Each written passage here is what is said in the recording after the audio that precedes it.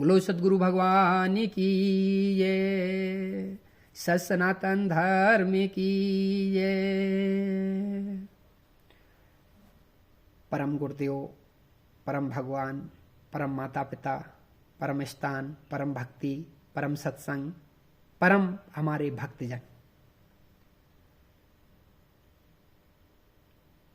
हमारा ध्येय ब्रह्म सत्यम जगत मिथ्या, ब्रह्म सत्य है, अविनाशी है, परम पद है।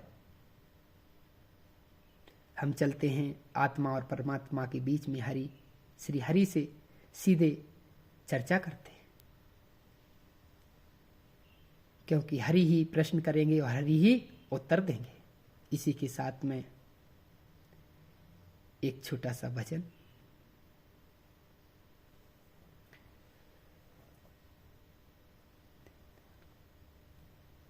श्री कृष्ण गोविंद हरे मुरारे, हे नाथो नारायण वासुदेवा। श्री कृष्ण गोविंद हरे मुरारे, हे नाथो नारायण वासुदेवा। श्री कृष्ण गोविंद हरे मुरारे, हे नाथो नारायण वासुदेवा। हे नाथो नारायण वासुदेवा, हे नाथो नारायण वासुदेवा।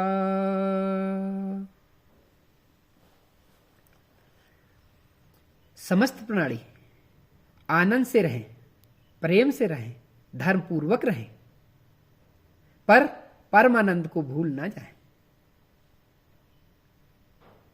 जब आनंद परमानंद में है, इस संसार में नहीं है। इस संसार में सुख मिथ्या भोग है।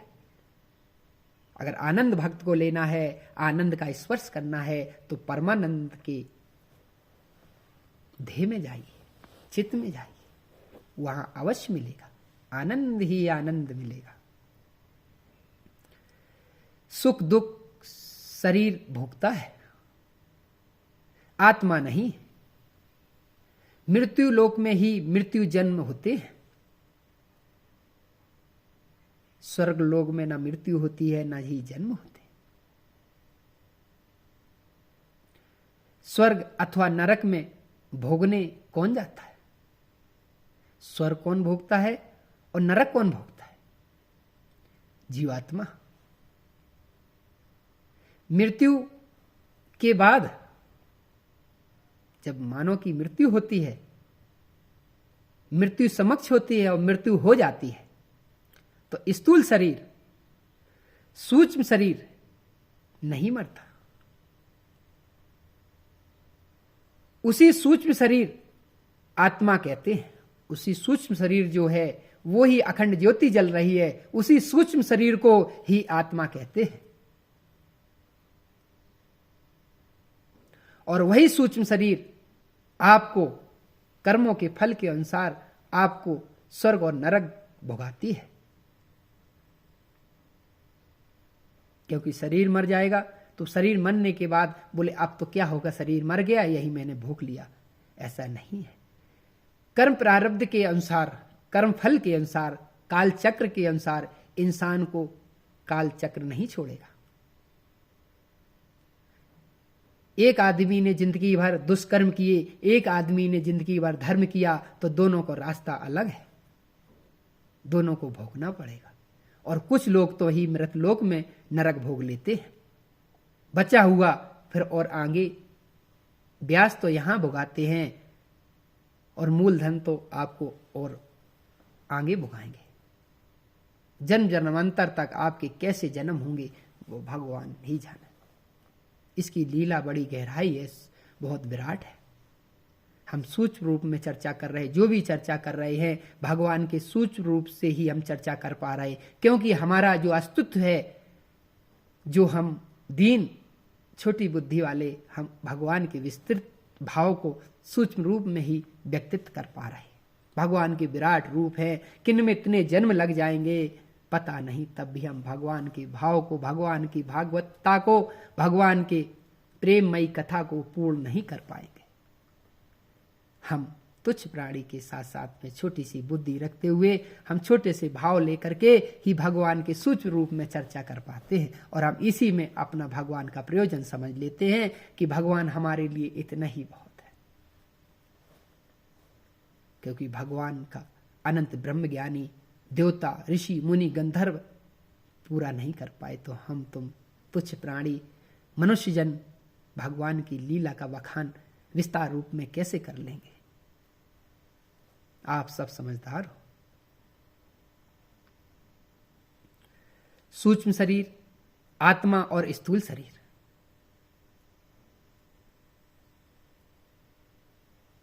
स्थूल शरीर अन्यम कोश, प्राणमय कोश, अनुमय कोश, विज्ञानमय कोश, आनंदमय कोश, ये अलग अलग कोश है। बाहर का शरीर सूक्ष्म शरीर केंद्र, सूक्ष्म प्राणी ज्ञान समाय, आत्मा का निराकरण, 5 तत्व हैं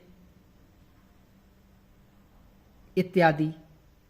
कहने का मतलब मैंने वही बात कही कि इसके अंदर ज्यादा विस्तृत भाव से, विस्तार भाव से अगर घुसोगे उसकी कोई गहराई नहीं है।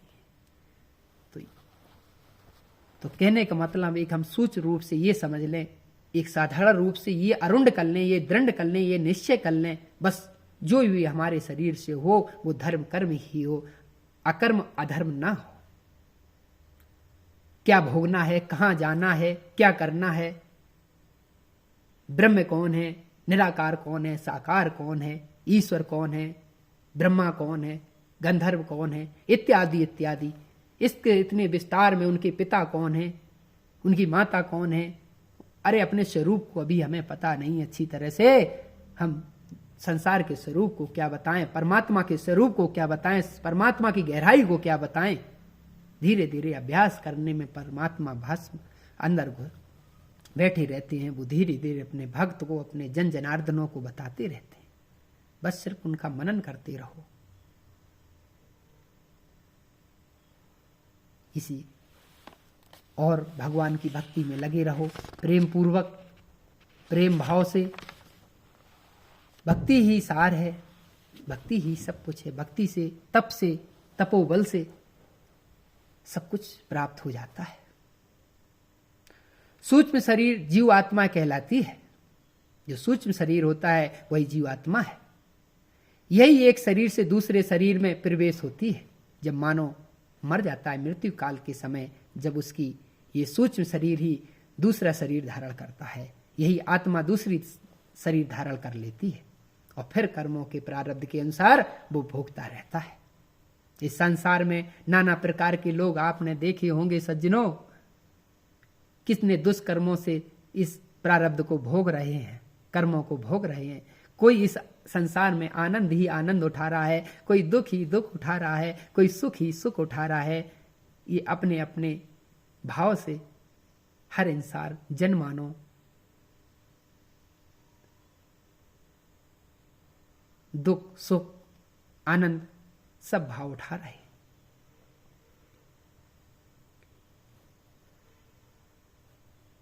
पवन फूल से उड़ा ले जाए, इसी प्रकार शरीर जीव आत्मा। कहने का मतलब तात्पर्य ये है, एक पुष्प है, वो खुशबू दे रहा है, पवन आएगी उसकी खुशबू दूर तक चली जाएगी। इसी प्रकार एक जीव है, आज इस शरीर में जीव व्याप्त है, कल दूसरे शरीर में जीव व्याप्त हो जाएगा। लेकिन कर्म प्रारब्ध मन के अनुसार उसकी गति कर्मा फल के अनुसार होती रहती है। तो सुधरने की जरूरत है, हमें जड़ पकड़ने की जरूरत है। जड़ हमारे श्री हरि हैं। अपने कर्मों को सही करो, फल की इच्छा मत करो, क्योंकि फल हमारे बस में नहीं, हमारे कर्म वश में है। हम कर्म अच्छे कर सकते हैं, इतना तो सोच सकते हैं। बस बकाया आप हरि के ऊपर ही छोड़ दो, अपने गुरुदेव के ऊपर छोड़ दो, अपने गुरु के ऊपर छोड़ दो, गुरु सब कुछ संभाल लेंगे। सूक्ष्म रूप के साथ उनके लिए कर्म प्रारब्ध लेखा जोखा साथ दूसरे लोक में चले जाते हैं, वह फल भोगते हैं, पुनः मृत्यु लोक में पुनः फिर से आ जाते हैं। कहने का तात्पर्य यह है कि इंसान जैसे कर्म करता रहता है, उसका फल प्रारब्ध में कुछ चला जाता है, कुछ इंसान यही भोग लेता है। और यही जीव दूसरे लोक में जाकर के भोग सुख, अगर उसने सनातन धर्म के तट पर चला है तो सुख भोगने के लिए स्वर्ग लोक जाएगा। पुनः जब फल उसका क्षीण हो जाएगा फिर मृतलोक में आ जाता है। मृतलोक की दशा बड़ी अन्य है, बड़ी अनंत है, बड़ी अच्छी बताई गई है। मृतलोक में आकर के सिर्फ हरि नाम जाप करते रहो, बस कुछ नहीं करना है। धीरे धीरे अभ्यास करो। मनुष्य योनि में ही पाप पुण्य भोगता है। स्वर्ग में जाके ना वहां पाप है ना पुण्य है। जीवात्मा क्या है? योनि, उच्च योनि, स्वर्ग, पृथ्वी लोक में भी स्वर्ग भोग लेते हैं। कहने का मतलब कुछ तो पृथ्वी लोक में भी स्वर्ग भोग लेते हैं। देखो कई सज्जनों, कई महात्माओं को गृहस्थ आश्रम में रहते हुए अर्थात किसी भी आश्रम में बड़े आनंद से जिंदगी जी रहे हैं, यही स्वर्ग भोग रहे हैं, और कुछ यही नरक भोग रहे हैं। नीच योनियां, क्योंकि अधर्म करोगे, अकर्म करोगे, जिंदगी भर क्रूरता करोगे तो नीच योनिया में जाओगे, नरक में जाओगे। कर्म अनुसार फल भोगता रहता है। दुराचारता करोगे तो नरक भोगना पड़ेगा। कुछ व्यक्ति हमारे भाई आप देखते रहते हो, सभी समझदार हो कि इस संसार में ही कुछ लोग नरक भोग लेते हैं, बचा हुआ फिर और आगे प्रावधान है सृष्टि का, बड़ा अनंत है। जब पुण्य खत्म हो जाता है बाद में पुण्य वापिस मृत्यु लोक में वो जीव फिर से आ जाता है। पुण्य क्षीण हो जाता है, खत्म हो जाता है। तो कहने का मतलब यहां धर्म और अधर्म, पाप और पुण्य, ये सब भगवान की बनाई हुई व्यवधान है। बस यही बताया है। हमारे गुरु हैं, श्री हरि हैं, शास्त्र हैं, वेद हैं, वेदांत हैं, बस यही बताते हैं कि धर्म परायण, धर्म तत्पर पर ही चलते रहो। बस प्रारब्ध मनुष्य का ही बनता है, जीव जंतुओं को तो बनता नहीं है। प्रारब्ध का मतलब होता है एक साधारण भाषा में एफडी, एक चालू खाता। डेली तुमसे गलत क्रूरता कर रहे, गलत काम हो रहे हैं, कोई बहुत बड़ा पाप हो गया, वो प्रारब्ध में चला गया, पर भोगना पड़ेगा उसको।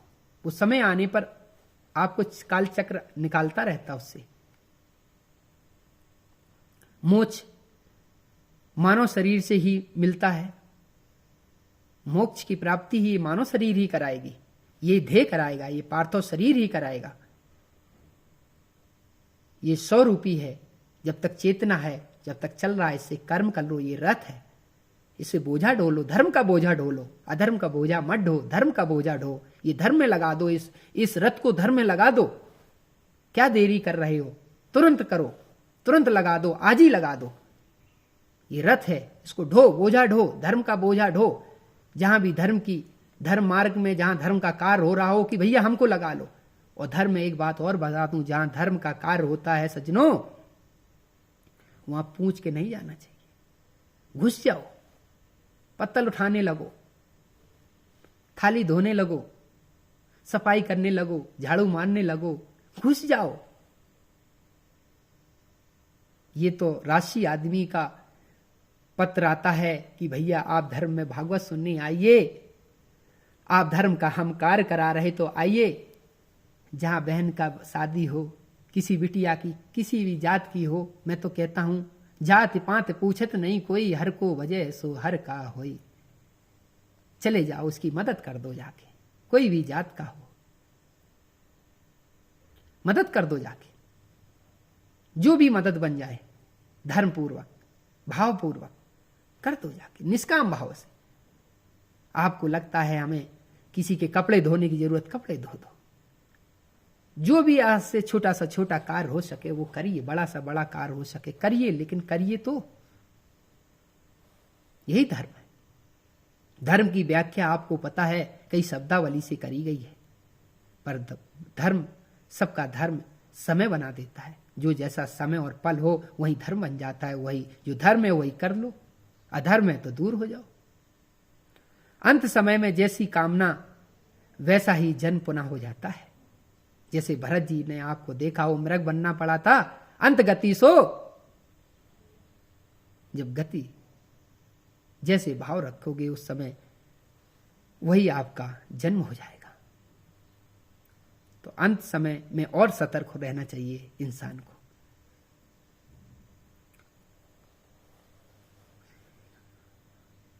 अंत मता सो ही गता। जैसे भरत जी का एक व्याख्यान आता है, उनको मृग बनना पड़ा था। मृत्यु समय क्षण भगवान में लगाओ। जब मृत्यु साधारण पे किसी मानव के किसी घर में गृहस्थ आश्रम के किसी चाचा भाई बंधुओं के पास मृत्यु खड़ी है तो उनको हरिनाम जाप करो, वहां रो मत। रोने से कुछ नहीं होता है, ये तो मूर्ख लोग रोते हैं। जब मृत्यु पर्यंत किसी के पास आती है तो वहां कोशिश करो, वहां हरिनाम जपो, हो सकता है भगवान का नाम निकल जाए तो भगवान में लीन हो जाएगा जीव। मृत्यु समय अच्छा समय बताया गया है। जो मृत्यु का समय होता है वो भगवान ने बड़ा सुंदर और सज्जन समय बताया है। इसी के साथ में हम सनातन वाणी को यही भगवान के चरणों में लीन करते हैं। सभी भाइयों को धन्यवाद, क्षमा करना।